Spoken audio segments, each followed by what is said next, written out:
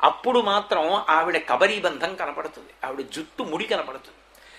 ఒక్కొక్కచో వయ్యారంగా జడ వేసుకుని పెళ్లి కూతురులా వెడుతుంది. ఆ సహజ కుంతలాంబ, సుగంధ కుంతలాంబ యొక్క జట చూడ్డానికి వెడతారు. రెండు, మీకు ఎక్కడా లేని విశేషం ఒక్క కాంచీపురంలోనే ఉంటుంది. కళ్యాణం జరిగే ముందు ఢంకా విఘ్నేశ్వరుడు ఉంటాడు. ఢంకా విఘ్నేశ్వర స్వరూపం భారతదేశం మొత్తం మీద ఇంకెక్కడా లేదు, ఒక్క కాంచీపురంలోనే ఉంది. కానీ దర్శనానికి వెళ్ళడం అంత తేలిక కాదు. ఎందుకంటే ఢంకా విఘ్నేశ్వరుడు ఉండే వైపు ఉన్నటువంటి ద్వారం తాళం వేసి ఉంటుంది. ప్రత్యేకంగా ప్రార్థన చేస్తే వాళ్ళు వచ్చి దేవస్థానం వాళ్ళు తాళం తీస్తేనే మీరు అటువైపు వెళ్ళగలరు.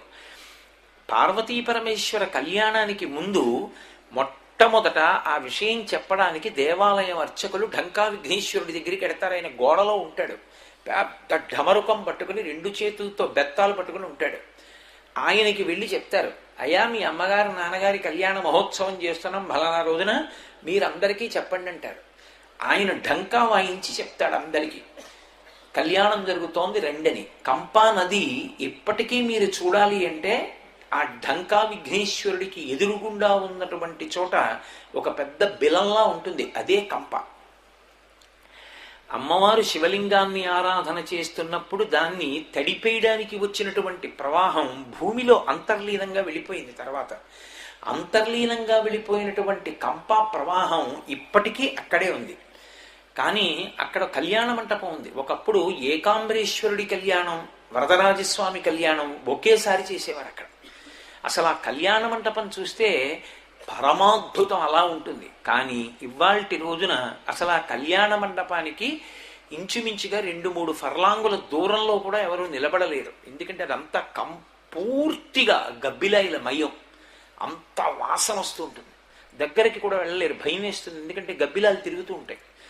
అంత నిర్లక్ష్యంగా అలా ఎలా విడిచిపెట్టేశారో అంత గొప్ప మంటపాన్ని ఎవరికి అర్థం కాదు. అక్కడే కొంచెం ముందుకు వెడితే కంపానది ప్రవాహం కనపడుతుంది. అమ్మవారు ఏ ప్రవాహాన్ని చూసి కంపా నరిచిందో ఆ కంపానది ఇప్పటికీ అక్కడ ఉంది. అటువంటి ఢంకా విఘ్నేశ్వరుడికి చెప్తారు, కాంచీపురంలో కామాక్షి పరదేవత కళ్యాణ సమయంలో ఉండే విశేషం ఏమిటంటే ముహూర్తం ఉండదు. ఇంకా ఆ కళ్యాణం జరిగేటప్పుడు ఇంకా ఎవరూ కూడా పెళ్లి చేసుకోవాలి అంటే ముహూర్తాలు పెట్టుకోరు. ఏ నక్షత్రంలో పుట్టనివ్వండి, ఇంకా వాళ్ళకి పెళ్లి చేసుకోవడానికి ముహూర్తం పెట్టరు. కాంచీపురం అంతా కూడా రోడ్ల మీద కూర్చుంటారు. ఆ రోజున వాహనాలన్నీ ఆపేస్తారు, రోడ్లన్నీ కూడా కూర్చుంటారు. పెళ్లి కొడుకు పెళ్లి కూతురు, అటు తల్లిదండ్రులు ఇటు తల్లిదండ్రులు బంధువులు వచ్చేస్తారు. ఆ రోడ్డు మీద అక్కడ ఖాళీ ఉందనుకోండి అక్కడ కూర్చుంటారు, ఆ పైన ఖాళీ ఉందనుకోండి అక్కడ కూర్చుంటారు. స్పీకర్స్లో వింటూ ఉంటారు, లౌడ్ స్పీకర్స్లో స్వామివారికి తలంబరాలు పోస్తున్నారు, వీళ్ళిద్దరూ పోసేసుకుంటారు. స్వామివారు మంగళసూత్రం కడుతున్నారు, ఇక్కడ వీళ్ళు కట్టేస్తారు. కళ్యాణం పూర్తయిపోయింది, వీళ్ళు వెళ్ళిపోతారు. కళ్యాణం అయిపోయిందన్న గంటకి ఒక్క మనిషి కనబడ్డ మీకు ఇన్ని కొత్త జంటలు వెళ్ళిపోతాయి ఒక్క కాంచీపురంలోనే. అలా ఇప్పటికీ సుగంధ కుంతలాంబ కళ్యాణ సమయంలో కొన్ని వేల జంటలు ఏకకాలంలో కాంచీపురంలో వివాహం చేసుకుని వెళ్ళిపోతారు. దానికి ముహూర్తం లేదు, ఆ సమయంలో చేసుకుంటే. అంత గొప్ప తల్లి. అటువంటి తల్లి, అటువంటి కామాక్షి పరదేవత ఒకానొకప్పుడు తుండీర మండలంలో తొండమండలం అని పిలుస్తారు. ఆ మండలం అంతటా కూడా బంగారు ఉసిరికలు వర్షించింది. క్షామం వస్తే తుండీర మహారాజు అన్నదానం చేస్తున్నాడు. అన్నదానం చేస్తుంటే ఆడవాళ్ళందరూ కూర్చున్నారు. కామాక్షి పరదేవత కూడా వచ్చి కూర్చుంది భోజనానికి. కూర్చుని భోజనం చేస్తోంది. విఘ్నేశ్వరుడు తుండీర మహారాజు గారికి కొడుగ్గా పుట్టాడు అవతార స్వీకారం చేసి. పుట్టినప్పుడు ఆ పిల్లవాడు ఏడుపు మొదలెట్టి చేతులెత్తి కొట్టుకుంటున్నాడు. ఏమిటి ఇలా ఏడుస్తున్నాడని చెప్పి రాజుగారి భార్య అందరికీ నెయ్యి వడ్డించి వచ్చి నించుంది. ఏమిటి పిల్లాడు ఇలా ఏడుస్తున్నాడని చెప్పి కిందకి దింపింది. ఆ పిల్లవాడు గబ్బ గబ్బ గబ్బ గబ్బ పాక్కుంటూ వచ్చాడు. వచ్చి ఆ అమ్మవారు ఎక్కడ విస్తట్ దగ్గర కూర్చుని అన్నం తింటోందో ఆ విస్తట్లో చెయ్యేసి అమ్మ వంక చూసి పకపకా నవ్వాడు. విచిత్రం ఏంటంటే ఆవిడకి ఈ సువాసినులందరికీ భోజనం పెట్టాలి కామాక్షి స్వరూపంగాను, కామాక్షి అనుగ్రహంతో వర్షాలు పడతాయి అని మహారాజు వంట చేయిస్తున్నప్పుడు మహారాణి కాయగూరలు తరిగి వండుతున్న చోటుకెళ్ళి వంగి చూసింది. వంగి చూసినప్పుడు ఆవిడ యొక్క మెడలో ఉన్నటువంటి హారాలలోంచి ముత్యం పొదగబడినటువంటి బంగారం అందులో పడింది. అది కామాక్షి పరదేవత చూసింది. ఆవిడేం చూడలేదు. నేను ప్రీతి పొందితే వానలు పడతాయని, నా స్వరూపాలు సువాసినులేనని, సువాసినులకి అన్నం పెడుతున్నాడని కామాక్షి కూడా వచ్చి కూర్చుని అన్నం తింటోంది. విఘ్నేశ్వరుడు కనిపెట్టేశాడు. అమ్మవారిని ఆయన కనిపెట్టాడు. మరి తుండీర మహారాజుకి కొడుకుగా ఉన్నాడు. కిందకి దిగి పరిగెత్తుకెళ్ళి పాకుతూ వెళ్ళి విస్తట్లో చెయ్యేసి కొట్టి అమ్మ వంక చూసి పకపకా నవ్వాడు. వెంటనే ఆవిడ అదృశ్యమైపోయింది.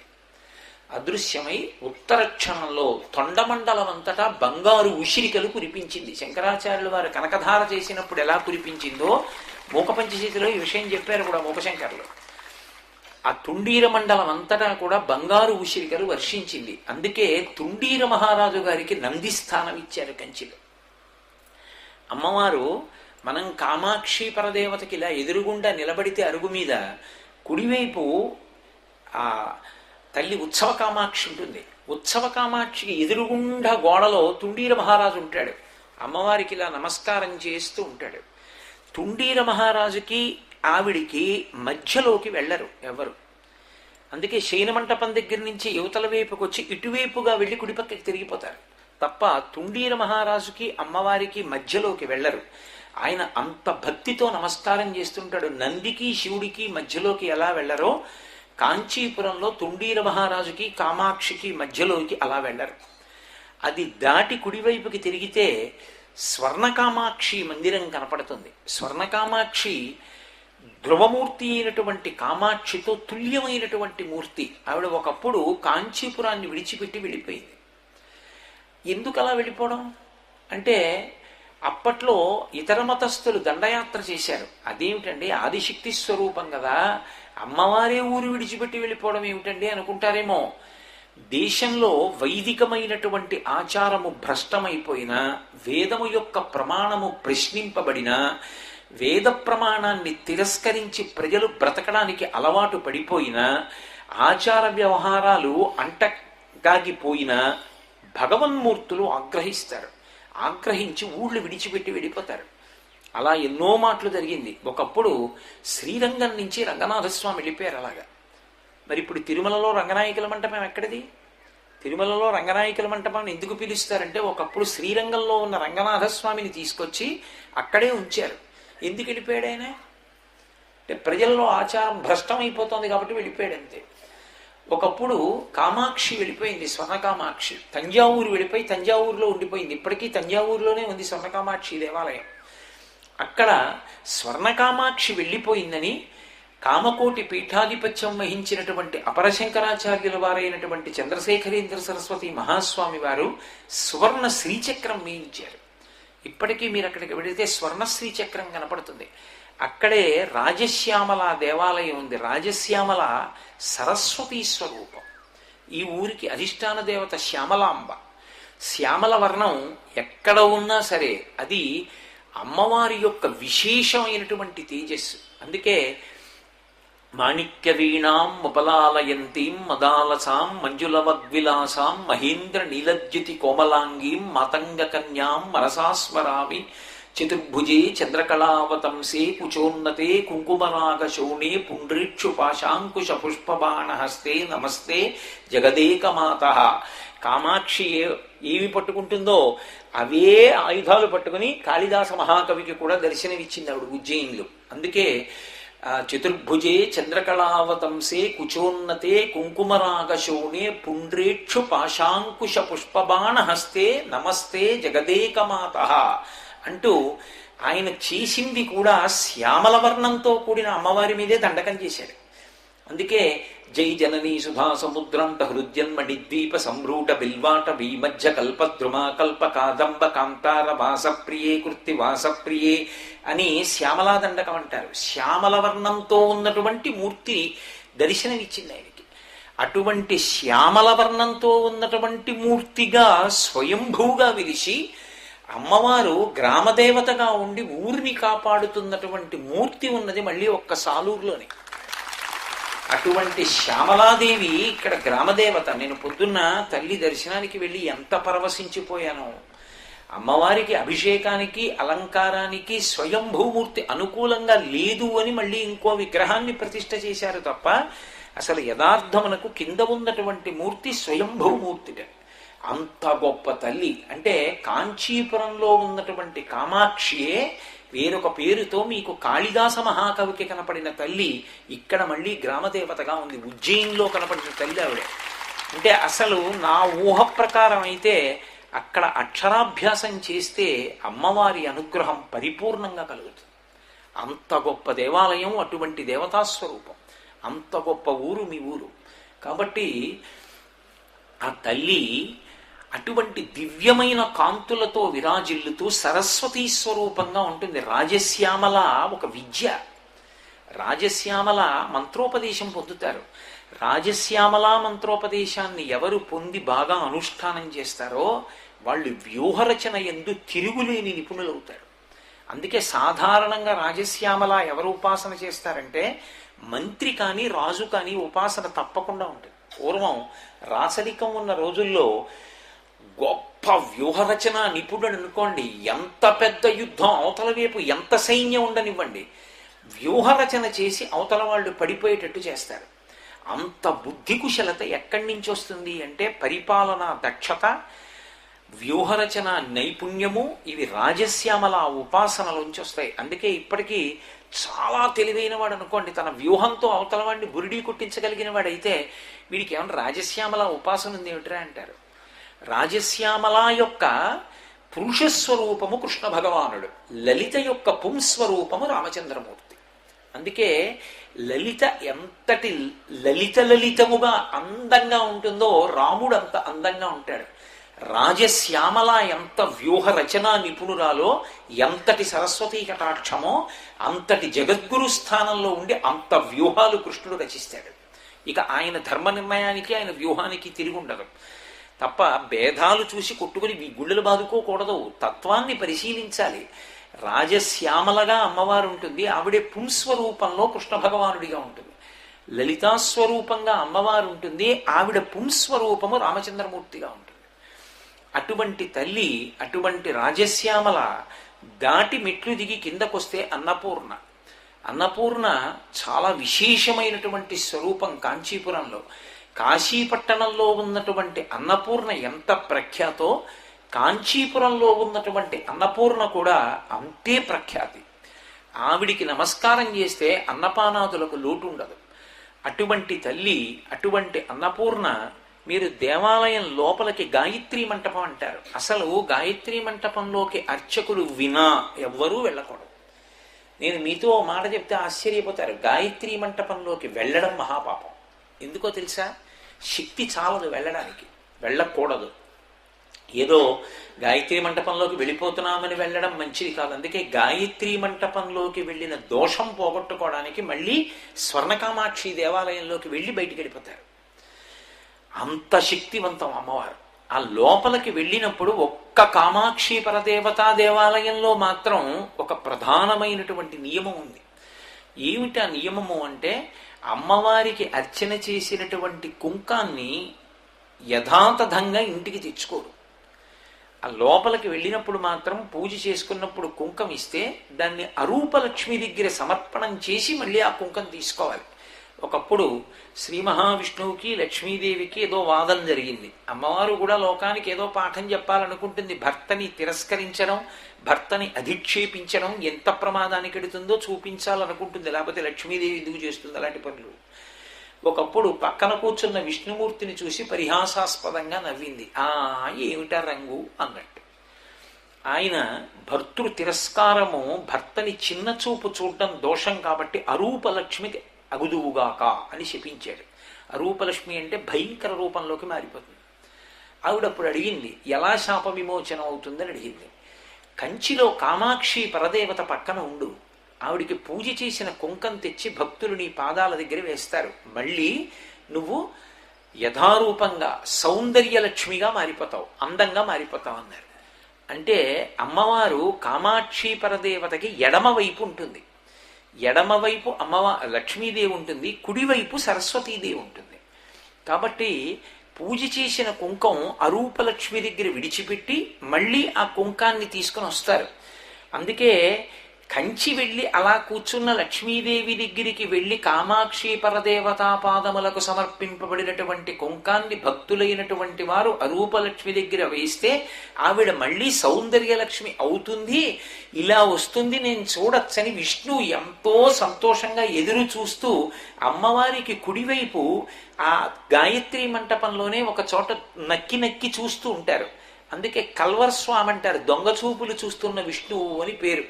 తిరుమంగయాళ్వార్లు అక్కడ ప్రత్యేకంగా స్వామిని కీర్తన చేసి స్తోత్రం చేశారు. శ్రీ మహావిష్ణువు అక్కడ ఉంటారు. అందుకే లక్ష్మీదేవికి కూడా శాప విమోచనమైనటువంటి స్థానం కామాక్షి, కొలువైనటువంటి ప్రదేశం. అటువంటి తల్లి, ఆ తల్లి అనుగ్రహం చేత లభించనటువంటివి లోకంలో ఉండవు. కామాక్షి పరదేవతకి సంబంధించి పెద్దలు ఒక మాట చెప్తారు. కామాక్షి పూజ ఒక్కసారి, ఎన్నో మార్లు కాదు, మనసు పెట్టి ఒక్కసారి చేస్తే అంతే, దాని ఫలితం ఏమి అంటే ఇక పుట్టడానికి వీల్లేదు.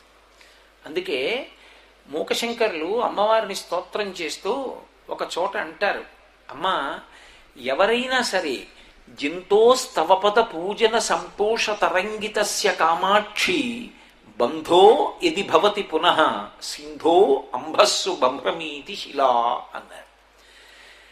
జింతోస్తవపద పూజన సంతోషతరంగితస్య కామాక్షి, ఓ కామాక్షి నీ పూజని ఏ జంతువైనా ఏ మనుష్యుడైనా అనలేదు, మీరు బాగా పట్టుకోవాలి. ఎందుచేత అంటే జంతువు అన్నమాట పశువు అన్నమాట. పశువు అంటే పాశము చేత కట్టబడుతుంది. ఏ పాశం? కర్మపాశముల చేత కట్టబడ్డవాళ్ళం. ఎవరు? మనందరం కర్మపాశముల చేత కట్టబడిన వాళ్ళమే. అందుకే మనందరినీ ఆధ్యాత్మ శాస్త్రంలో పశువులని పిలుస్తారు. అందుకే శంకరాచార్యులు వారు శివానంద లహరి చేస్తూ పశుమాం సర్వజ్ఞ ప్రథిత కృపయా పలయ విభో అంటారు. నేను పశువుని, నువ్వు పశుపతివి, శివ చాలదా మన ఇద్దరికి ఈ సంబంధం అని అడిగారు. కాబట్టి జంతో స్తవపద పూజన సంతోషతరంగితస్య కామాక్షి. పూజ చేసేటప్పుడు ప్రత్యేకించి అమ్మవారి పూజ చేసేటప్పుడు ఒక నియమం ఉంటుంది. ఎక్కడ పూజ చేసినా అలా చెయ్యాలి. అమ్మవారి పూజలో ఉపచారములు ఎప్పుడూ కూడా షోడశోపచారముల దగ్గర ఆగవు. చతుషష్ట్యుపచారాఢ్య 64 ఉపచారములు ఉన్నాయి ఆవిడికి. ఎందుకో తెలుసా? ఏ ఒక్క ఉపచారం దగ్గరైనా నిజంగా మన మనసు నిలబడింది అనుకోండి, దాని వలన వచ్చేటటువంటి ఫలితం చెప్పడం శంకర భగవత్పాదులంతటి వారు నేను చెప్పలేనన్నారు కొన్ని విషయాల్లో. ఇక నేను ఎంతటి వాడిని అది చెప్పడానికి, అంత గొప్పది. అందుకే అమ్మవారి దగ్గర పూజ చేసేటప్పుడు మంత్రాలు గడగడ గడగడ గడగడ ఊరికే చదివేయకూడదు. అర్థం పర్థం లేకుండా ఏదో మంత్రం చదివేయడం, ఆ ఉపచారం అక్కడ జరుగుతోందా జరగట్లేదా చూడకపోవడం, అలా ఎప్పుడూ చేయకూడదు. అది దోషభూయిష్టమైన పూజా విధానం. పూజలో మంత్రము ఉపచారము రెండు సమన్వయం కావాలి. అసలు పూజ అని ఇప్పుడు పిలుస్తారో తెలుసా? 3 ఏకీకృతమైతేనే పూజ అని పిలుస్తారు. ఏ 3 ఒక సరళ రేఖలోకి రావాలంటే వాక్కు, కర్మేంద్రియము, మనస్సు, ఈ 3 ఏకీకృతం అవ్వాలి. అలా అయితేనే అది పూజ. అలా అవ్వలేదనుకోండి, ఆ ఉపచారమునకు తంతు అని తీసేస్తారు. అంటే ఈశ్వరుడు దాన్ని స్వీకరించడు. మీరు చేసిన ఉపచారం ఏదుందో దాన్ని ఈశ్వరుడిది తంతుని స్వీకరించని వదిలిపెట్టేస్తాడు. ఆ రోజు పూజ చేశానని వీడంటాడు, తంతు చేశాడని ఈశ్వరుడు అంటాడు. ఎందువల్ల అవుతుంది అంటే, మీకు నేను ఒక ఉదాహరణ చెప్పాలంటే, ఏదో పాదయోహ పాద్యం సమర్పయామి అన్నాను అనుకోండి, అమ్మా కాళ్ళ మీద నీళ్లు పోస్తున్నాను కడుక్కో, అది ఆ మంత్రానికి అర్థం. పాదయోహ పాద్యం సమర్పయామి అని మీరంటే ఎక్కడ పోస్తారు అమ్మవారి పాదాల మీద నీళ్లు? ఏదో అర్థం బద్ధం లేకుండా శివాలయాల్లో కొబ్బరికాయ కొట్టి పానవట్టం మీద పెట్టి నైవేద్యం పెట్టేస్తుంటారు. మనకైతే కంచం కావాలి, శివుడికైతే అక్కర్లా, నేల మీద పెట్టేయచ్చు. అడుక్కు తినేవాడు అయినా కంచం ఎక్కడ ఉంటుంది పాపం ఆయనకి? అంత బుద్ధిహీనమైనటువంటి పూజలు చేస్తుంటారు. కొన్ని చోట్ల భావన ఉంటే కదా అసలు వాడు పరమేశ్వరుడు, వాడికి పెడుతున్నామన్న భావన ఒకటి ఉంటే, కనీసం ఇంటికి వచ్చిన అతిథికి అరిటాకేసి పెట్టావు, పరమశివుడి కర్మ నేల మీద పెట్టి నైవేద్యం పెడితే ఏరుగు తినడానికైనా కనీసం ఓ పళ్ళెం అక్కడ పెట్టి పళ్ళెంలో నైవేద్యం పెడదామని ఉండదు. దేవాలయంలో ఎట్టి పరిస్థితుల్లో నేల మీద పెట్టకూడనిది ఏది అంటే శంఖము గంట. మీరు ఎక్కడ చూడండి ఆ రెండు నేల మీదే ఉంటాయి. అసలు గంట తీసుకెళ్ళి నేల మీద పెట్టకుండా పెట్టుకోవడానికి స్థానం ఉండాలి. అసలు గంట ముట్టుకోవడానికి వీల్లేదు ఆ అలవాటు లేని వాళ్ళు. గంట వాయించారంటే గంటా స్థానము నుండి తీయాలి. అందుకే ఘంటాపాణి అని గంట కొట్టడానికి ప్రత్యేకమైనటువంటి శిక్షణ ఉంటుంది. వాటిని ఎప్పుడు వేలాడదీసి ఉంటాయి, వాటిని కొడతారు తప్ప గంట తీసుకెళ్లి నేల మీద, శంఖం తీసుకెళ్లి నేల మీద పెట్టకూడదు.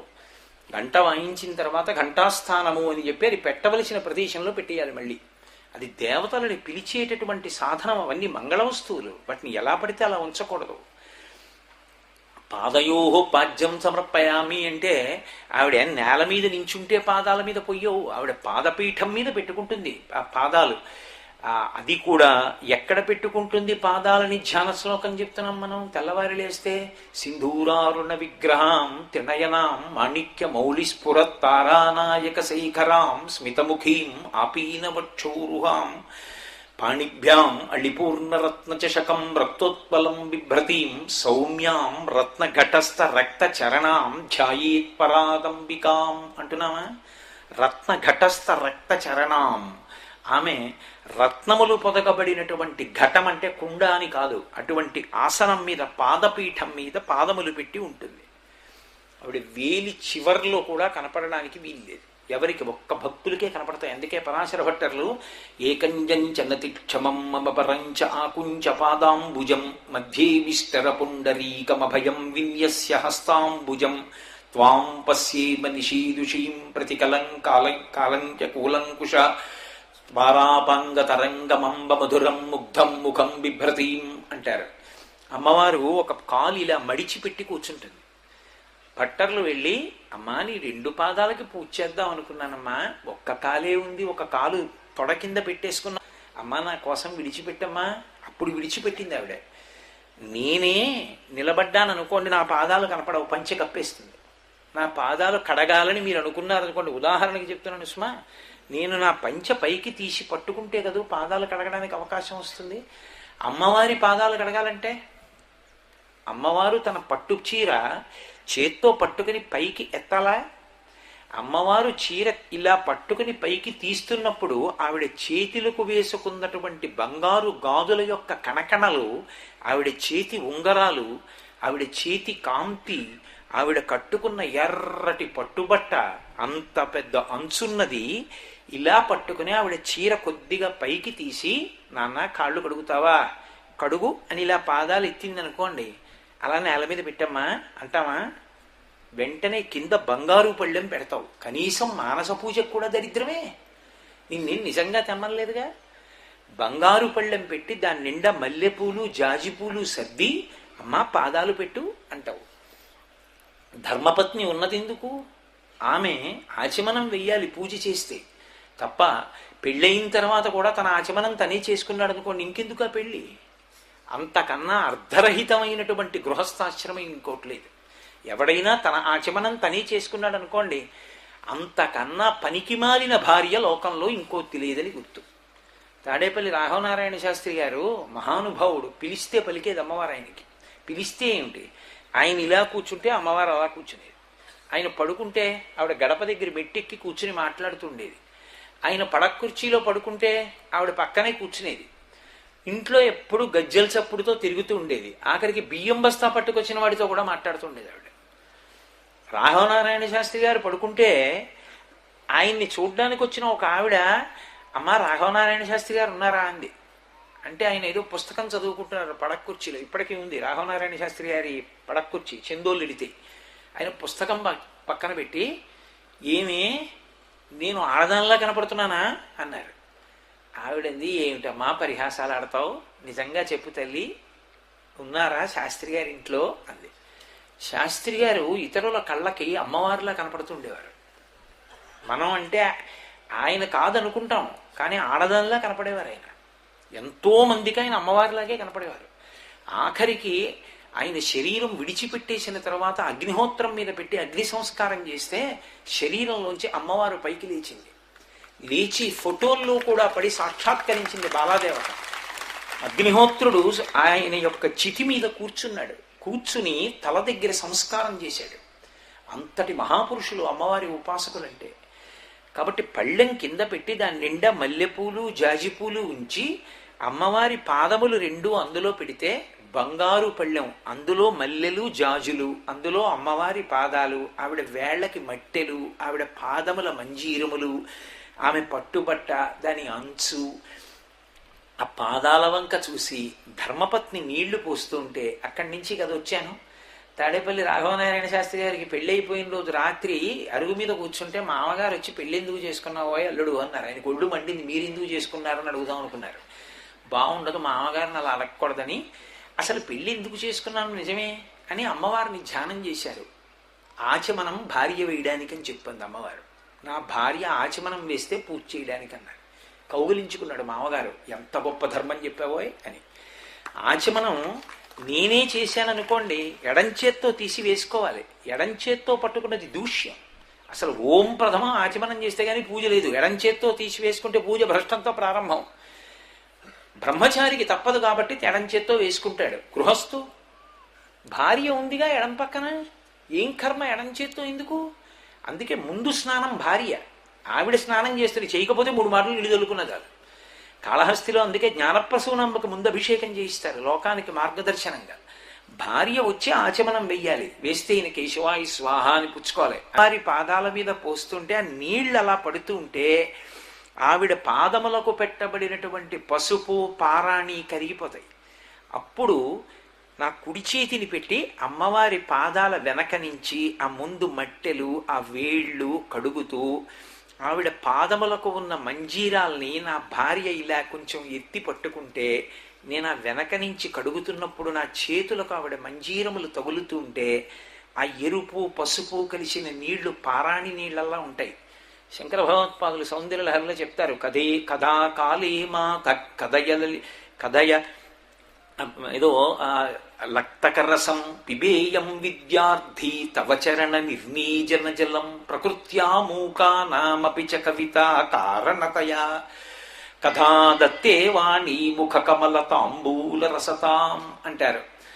ఆ అమ్మవారి పారాణి కడిగిన నీళ్లు భార్య ఉద్ధరిణితో ఎత్తి కుడి చేతిలో వేస్తే ఆ నీళ్లు తీసి కళ్ళకద్దుకుని ఇలా పుచ్చుకుంటే వాడికి సరస్వతీదేవి తాంబూల చర్వణం చేసినప్పుడు వచ్చినటువంటి ఎర్రని లాలాజన రసంతో కలిసినటువంటి తాంబూలపు పిడచ తింటే ఏ కవిత్వం జ్ఞానం కలుగుతాయో అమ్మవారి చరణోదకం తాగిన వాడికి అంత కవిత్వం, అంత జ్ఞానం వస్తుంది. ఏది ఆ పూజ చేసేటప్పుడు అసలు ఆ సంతోషం ఏది నీకు? చదివేవాడు గడగడగడగడగడగడ చదివేస్తూ ఉంటాడు, అర్థం ఉండదు అసలు ఆ పూజకి.